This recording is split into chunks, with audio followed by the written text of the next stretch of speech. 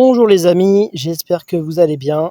Aujourd'hui, on va parler de l'YBR 250, la moto méconnue qui était vraiment dans l'ombre de sa petite sœur l'YBR 125, qui elle a eu un véritable succès commercial. On va commencer tout de suite en parlant du design. Donc design tout à fait classique pour une moto de cette époque, hein, et celle-ci, ce modèle-là, elle est de 2009, avec globalement un bio-design et devant un phare rond et des compteurs ronds avec un petit afficheur LCD qu'on va regarder un peu plus en détail tout à l'heure. Je trouve que globalement, elle est moche. Voilà, c'est mon avis. Et en même temps, c'est pas ce pourquoi je la sélectionnerai. On va en parler un petit peu aussi plus tard.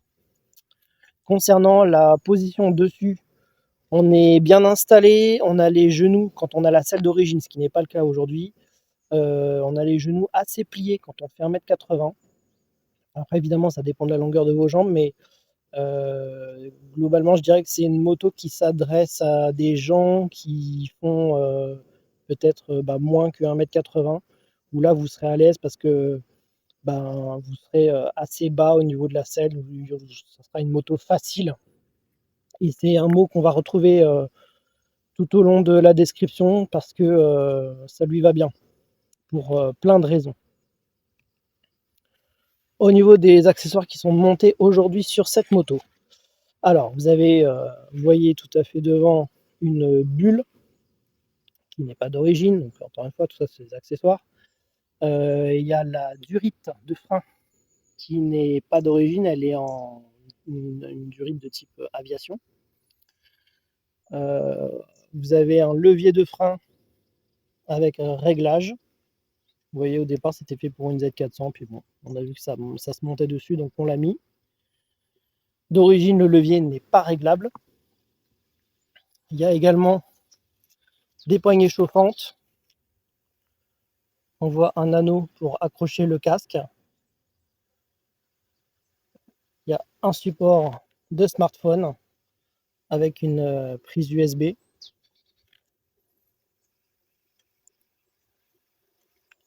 Un tapis de réservoir Baxter qui permettent de mettre les sacoches de la même marque. Un porte-bagages très utile. Et c'est vraiment regrettable que d'origine sur cette moto à l'époque, c'était pas d'office, c'était en accessoire. Quand vous l'achetiez neuve comme ça sans rien, il y avait une poignée pour le passager qui était solide mais qui ne permettait pas de mettre de bagages. En tout cas pas directement comme ça. Ici il y a une béquille centrale, pareil, qui n'était pas d'origine et c'est très regrettable je trouve. Et puis voilà, je vais faire le tour de la moto. En même temps, vous pourrez voir que à l'arrière, bon, j'aurais dû aller de l'autre côté, mais c'est un frein à tambour. Ici, les cale-pieds du passager sont des cale-pieds sans garniture de caoutchouc. C'est un peu dommage, mais après on verra que on pourra le comprendre. Pour le pilote, là par contre c'est garni de caoutchouc.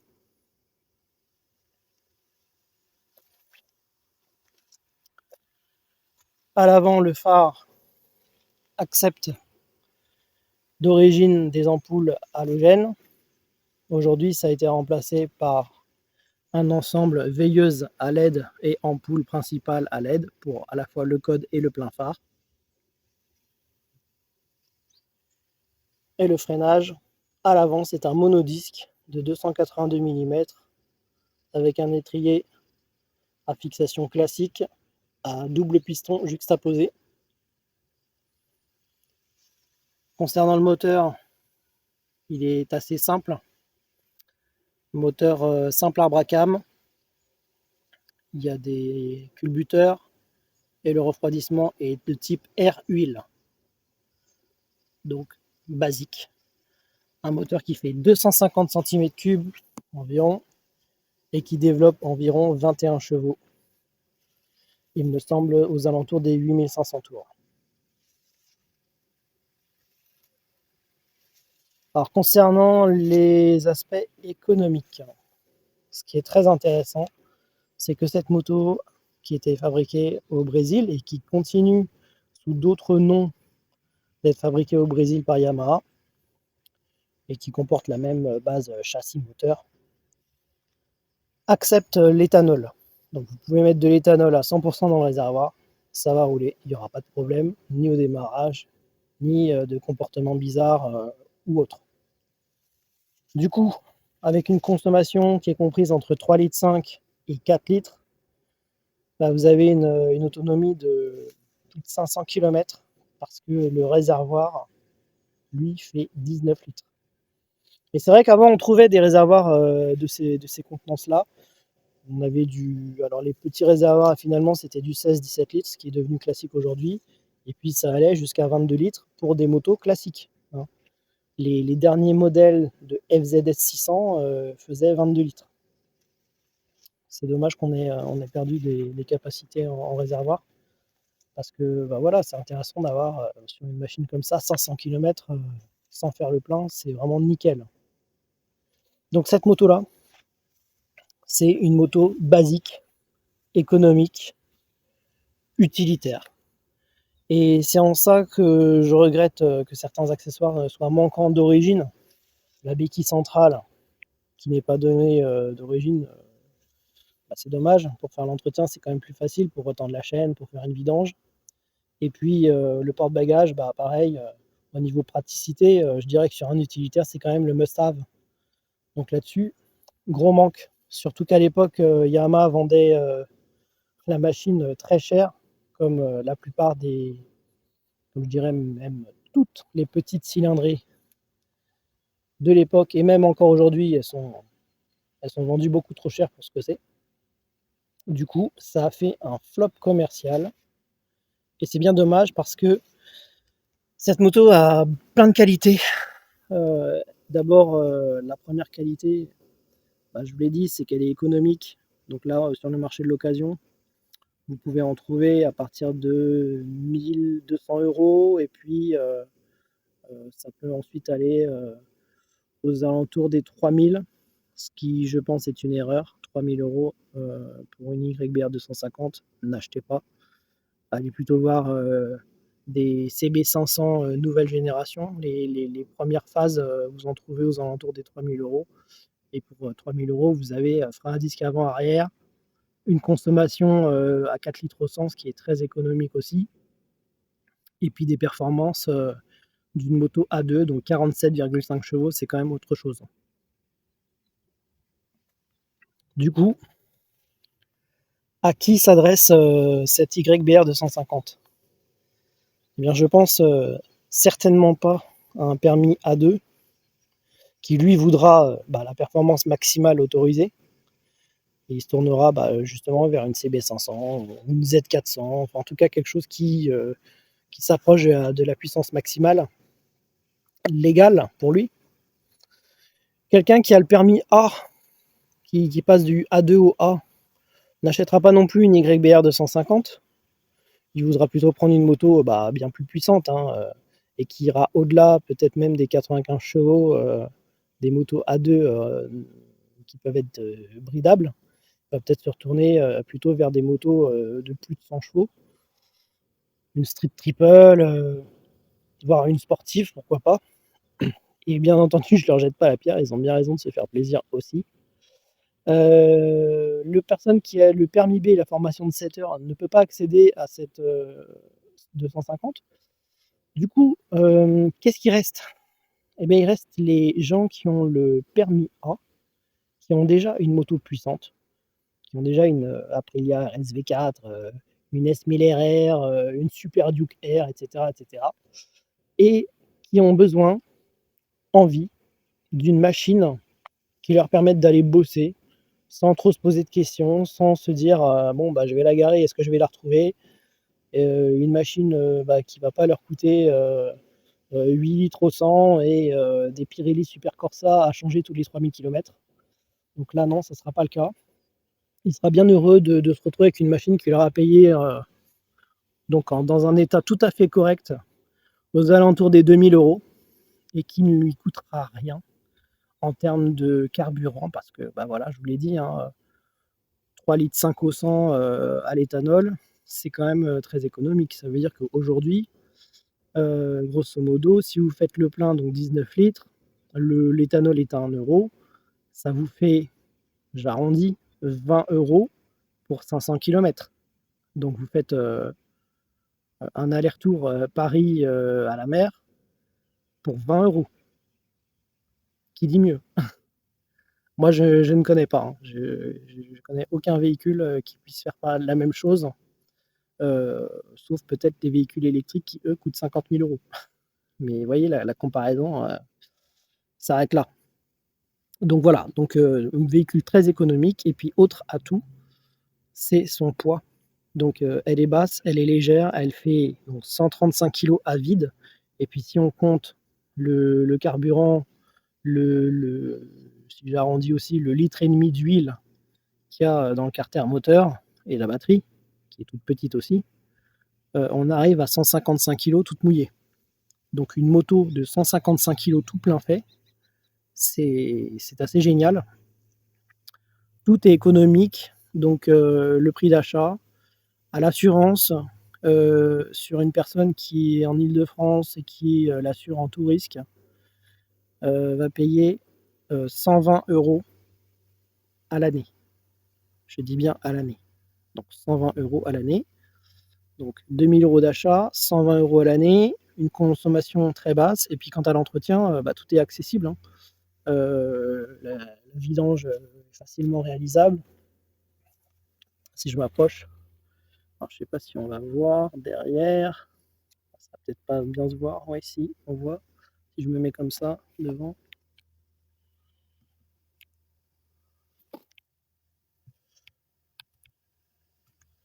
Non, on voit pas bien, mais en tout cas, on a la vis.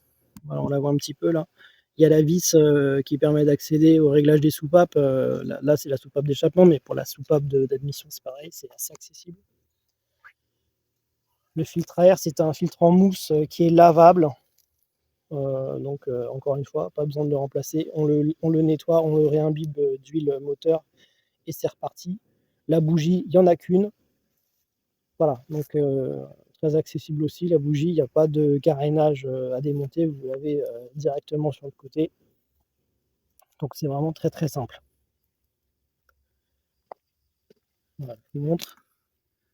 Voilà, la bougie, elle est juste là. Et pour le filtre à air, il y a un cache à démonter, mais pareil, il s'enlève très très facilement.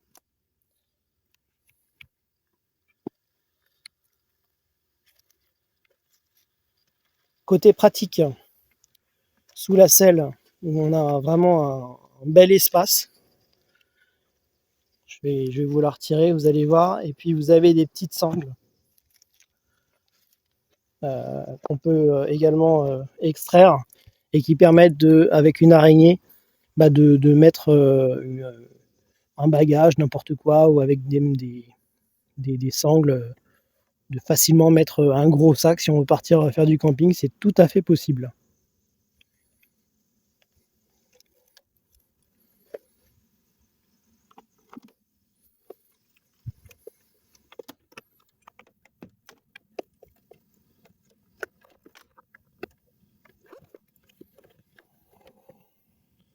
Voilà, vous voyez, il y a 2 sangles ici, 2 sangles plus haut.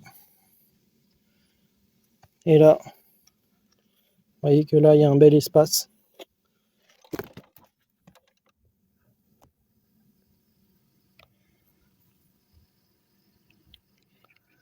Ouais, je disais, il y a un bel espace, avant que je fasse tomber le micro. On a un bel espace, voilà, on peut mettre un filet, il y a un gilet jaune, un petit chiffon, il y a une trousse à outils. Trousse à outils que je vous invite à chaque fois que vous prenez une moto, surtout, moi je trouve que c'est important, on ne sait jamais.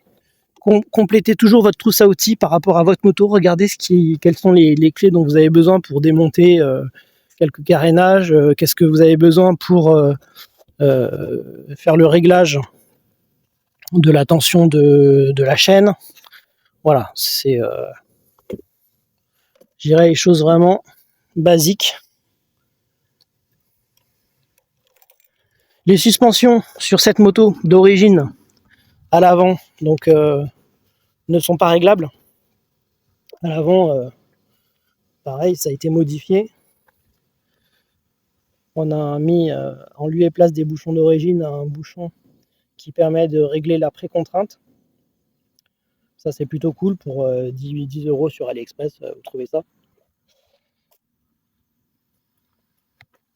Et à l'arrière, là il y a un combiné amortisseur qui est de marque YSS, là qui est réglable en précontrainte et en hydraulique.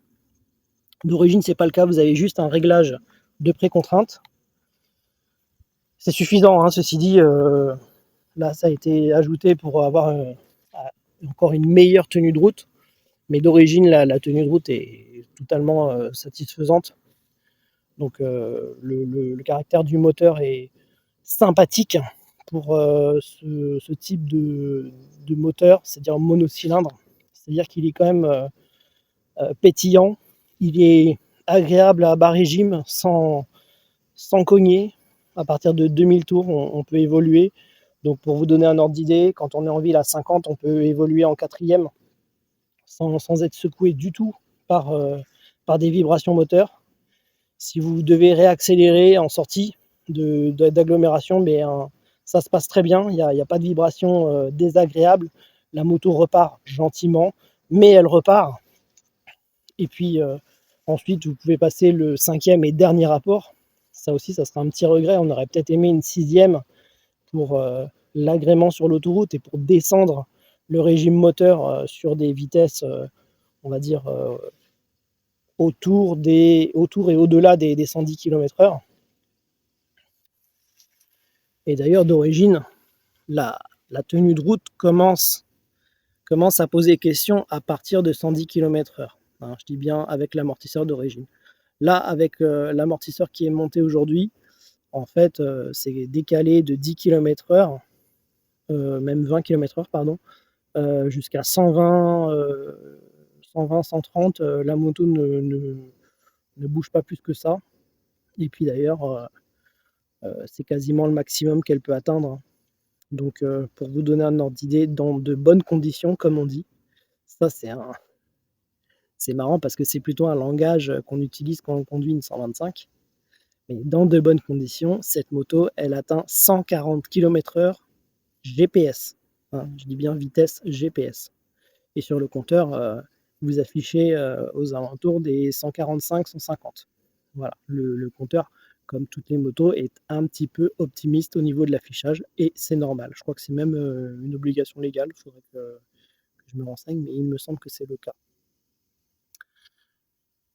Je pense que j'ai tout dit. Je vais peut-être vous laisser après un petit retour, d'impression sur route. Mais en tout cas, retenez ceci, cette machine-là est ultra économique, elle est ultra facile, elle a quelques défauts, mais qui peuvent être corrigés hein, si vous achetez un modèle avec les accessoires, et c'est bien souvent le cas. En tout cas, au moins pour le porte-bagages. Sur la plupart des annonces que vous verrez, il y a toujours, il y a bien souvent un porte-bagages. La béquille centrale, c'est un peu plus rare. Là, le modèle qui est monté dessus, en fait, c'est quelqu'un qui l'a bricolé. Hein. C'est de l'artisanal. Mais ça fait le boulot. Et puis voilà, facile. Donc si vous êtes d'un gabarit modeste, que ce soit en taille ou même en poids, si les motos de 200 kg pour vous peuvent présenter une difficulté dans des dévers pour sortir du garage s'il y a une pente, etc. Ça peut des fois être un peu... on peut avoir de l'appréhension. Mais sachez qu'avec ce modèle-là, vous n'en aurez pas. Ça sera tellement simple. Et c'est même, je dirais, quelque chose qui agrémente sa polyvalence, puisque vous pouvez emprunter, comme c'est le cas aujourd'hui, là, je suis sur un petit chemin, et bien voilà, vous n'irez pas à grande vitesse sur le petit chemin, mais ça sera complètement faisable, sans trop d'appréhension, parce qu'elle est légère, parce qu'on peut facilement mettre le pied au sol, et que si il y a une roue qui pourrait perdre l'adhérence, ça sera facilement rattrapable. Voilà, vous prenez le frein arrière, vous posez un pied et ça se passe très bien. Je vais démarrer la moto pour vous faire écouter un petit peu le son du moteur. Vous verrez que c'est assez quelconque.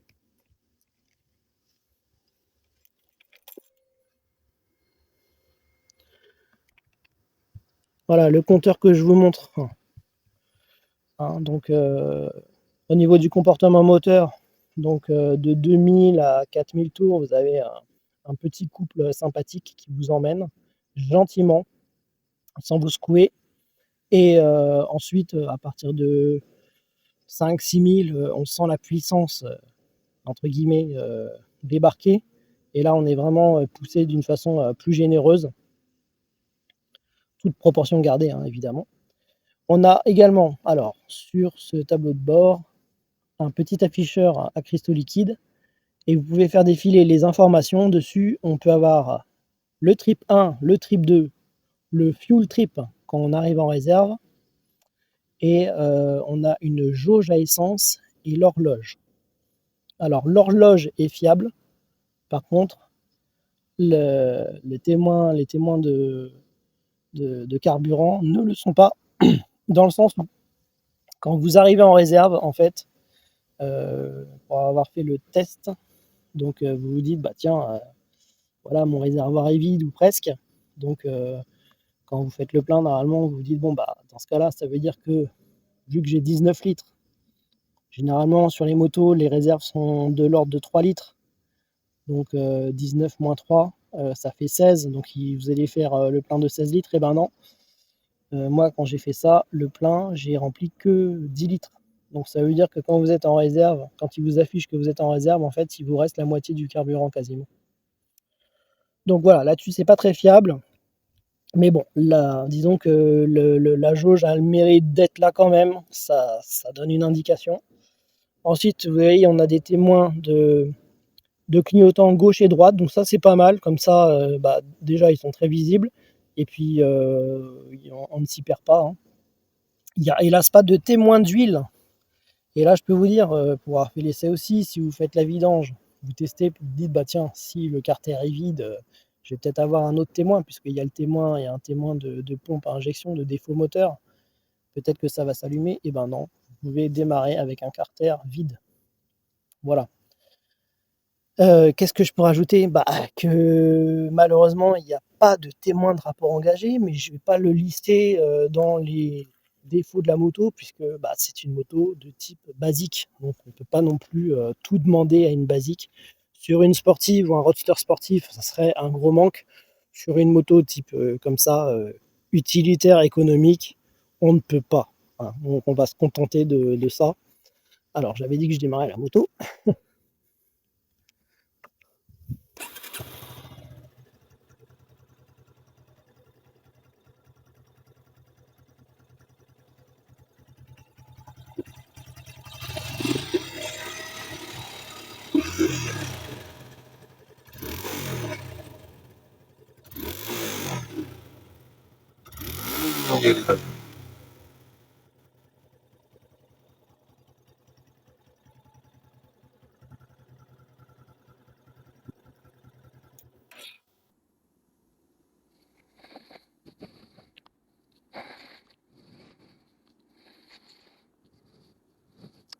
Bon bah voilà, on va faire un petit tour avec cette YBR 250.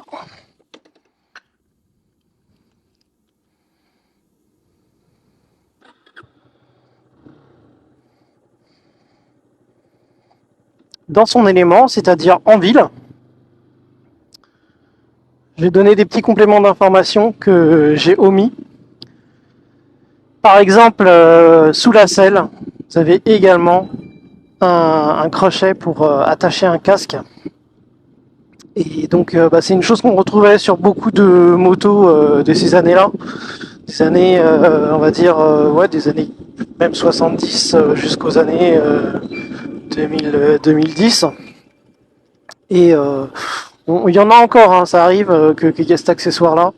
Mais c'est vrai que ça devient de plus en plus rare et c'est fort dommage parce que quand vous descendez de la moto, si vous avez la possibilité de l'accrocher sur celle-ci, c'est un pur bonheur. Vous pouvez vous promener sur le lieu de votre destination sans vous trimballer votre casque.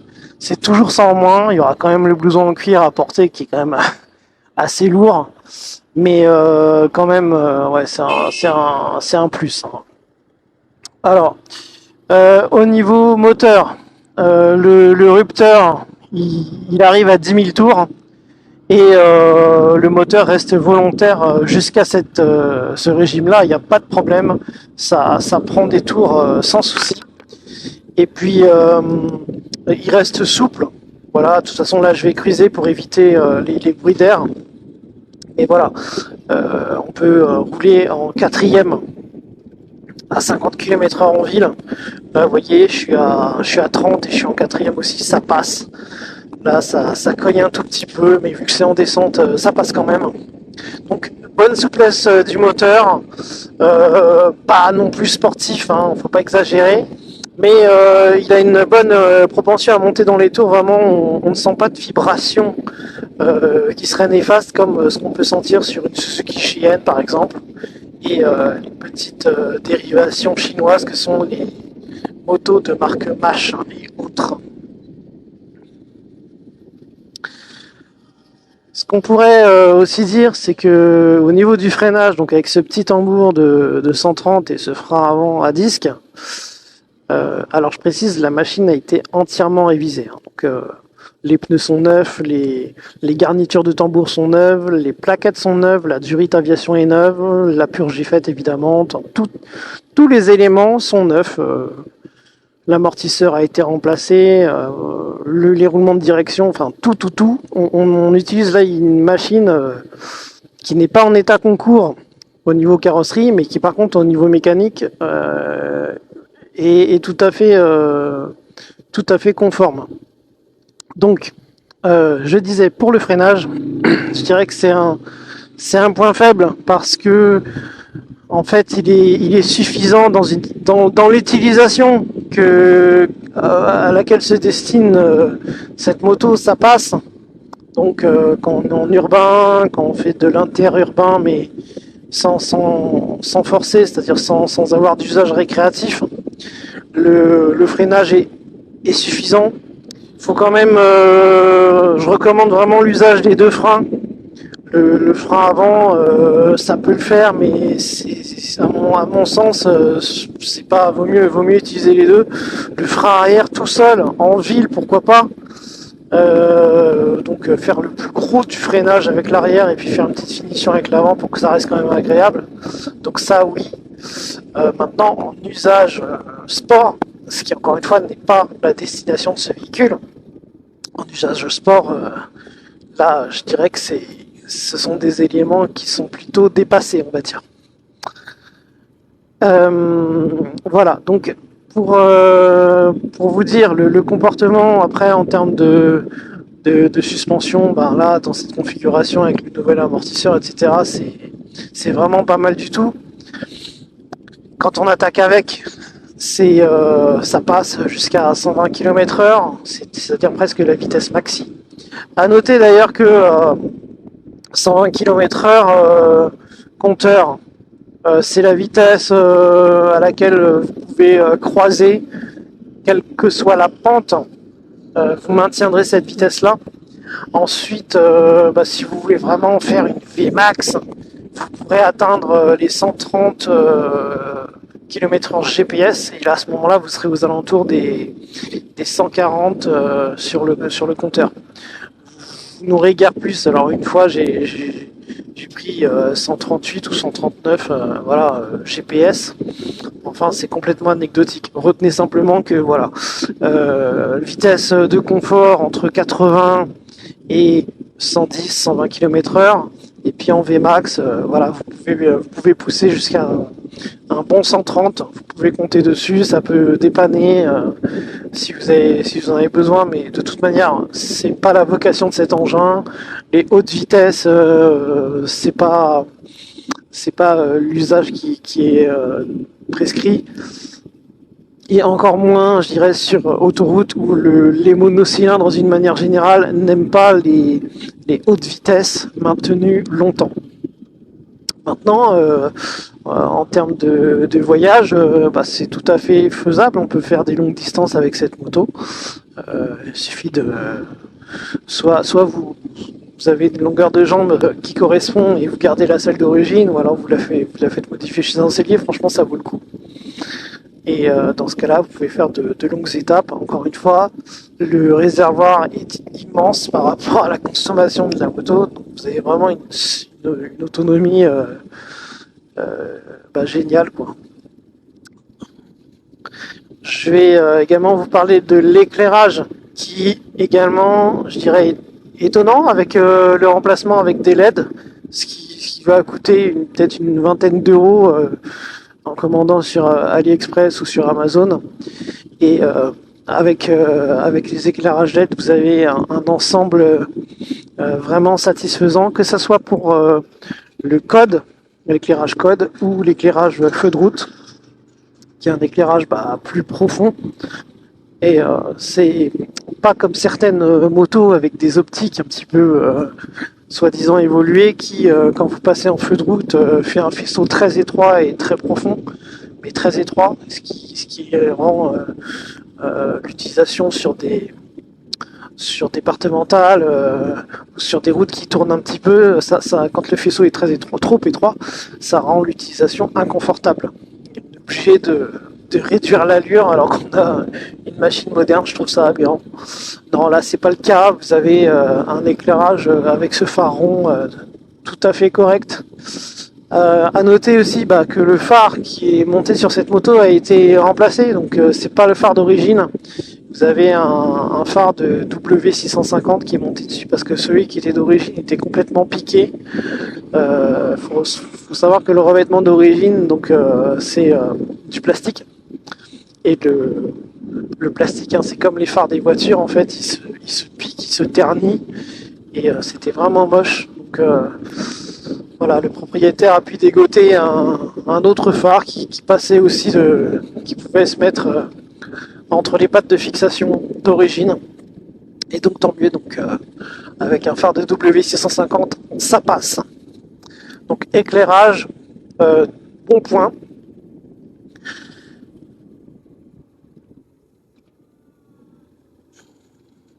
On va prendre ce petit rond-point. Vous voyez, ça passe tout seul. Alors, au niveau de la maniabilité à basse vitesse, lorsque vous êtes en dessous des 10 km/h, même un peu, enfin voilà, vous avez une petite lourdeur sur la direction. Ça fait vraiment penser à des machines anciennes en fait. Cette lourdeur de direction, on ne la retrouve pas sur des roadsters modernes, quelle que soit la cylindrée. Hein, quand vous prenez une CB650R, vous n'avez pas ça. Et je le redis, hein, les roulements de direction sont neufs, donc ça n'est pas à attribuer à une usure sur cet élément-là. Je pense que en fait, globalement, le châssis de cette moto, c'est plutôt un châssis, je dirais, à l'ancienne, quoi. C'est une ancienne conception. La moto est à mi-chemin entre vraiment une 125 et des roadsters de plus grosse cylindrée, type 600 cm3 par exemple. Donc on a un compromis entre la stabilité et la maniabilité, mais voilà, sans l'avantage des conceptions modernes qui arrivent à allier de bonnes maniabilités avec je dirais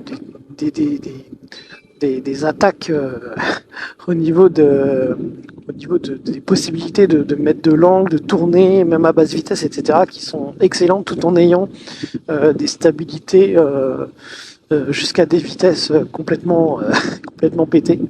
Donc non, là, c'est pas le cas. Hein. Si vous allez trop vite en termes de vitesse et que ça tourne, je vous ai dit, hein, avec un amortisseur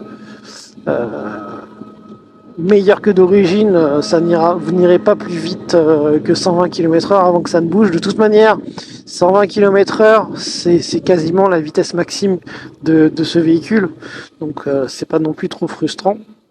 Là, vous voyez, je fais une manœuvre, je vais en buter. ça pose pas de problème parce que la moto est très légère.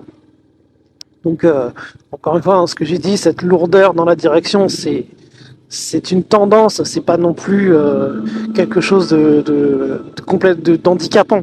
Je voulais juste le faire noter parce que ça peut peut-être étonner certains qui descendraient d'une moto-école, par exemple, ou qui descendraient de leur RSV 4 et qui trouveraient, tiens, ils diraient, tiens, c'est bizarre, c'est cette lourdeur, alors que la moto elle est toute légère, mais oui, une fois que vous passez cette dizaine de kilomètres/heure, bah, vous retrouvez une machine ultra maniable. Alors ce que je pourrais regretter donc sur cette machine, vraiment, au final, c'est quoi? C'est un petit peu le freinage. Encore une fois, faut revoir la moto dans son utilisation. Hein. C'est vraiment parce que je suis trop exigeant. Et je dirais que sur quelques accessoires, la béquille centrale et le porte-bagages, mais pourquoi Yamaha ne l'a pas mis d'origine alors que sur l'YBR 125, c'est d'origine? Je ne comprends pas. C'est pourtant une moto qui se destine vraiment à être une bonne utilitaire, ce qu'elle est, hein, une fois qu'elle a ces deux accessoires. C'est vraiment chouette de pouvoir mettre des affaires à l'arrière, soit même un top case. Voilà, c'est vraiment pratique quand on va faire ses courses, quand on va au boulot. C'est vraiment fait pour ça. Vous voyez, là je freine et on entend le frein arrière grincer. Voilà. Alors, donc, la bagagerie, les aspects pratiques, bon, c'est quand même chouette de pouvoir mettre son casque sous la selle, pas sous la selle, mais accroché à l'anneau qui est sous la selle. Et pour le reste, je dirais qu'elle a vraiment de très grande qualité. Son châssis va très très bien. Ça tient la route suffisamment. On aurait peut-être aimé des pneus un peu plus larges. Je sais qu'il y en a qui diraient bah non, il faut des pneus étroits pour que ça soit maniable, etc. Franchement, quand on est un petit peu en mode récréatif, on sent que l'empreinte au sol est étroite et c'est comment dire, c'est pas très rassurant. Je pense qu'avec une monte un poil plus large, pas non plus quelque chose d'exagéré, hein. Je demande pas à ce qu'on mette du 180 sur une moto qui fait 21 chevaux, mais simplement peut-être du 140 ou du 150. Ça aurait été bien, je pense. Bon, peut-être que ça peut se monter du 140 hein, à l'arrière, c'est du 130 d'origine. Et je rappelle qu'il y a même des 125 qui ont des montes plus larges que cette 250. Alors en conclusion, ce que je dirais, c'est que cette YBR 250, pour les détenteurs du permis A, c'est vraiment la meilleure des 125.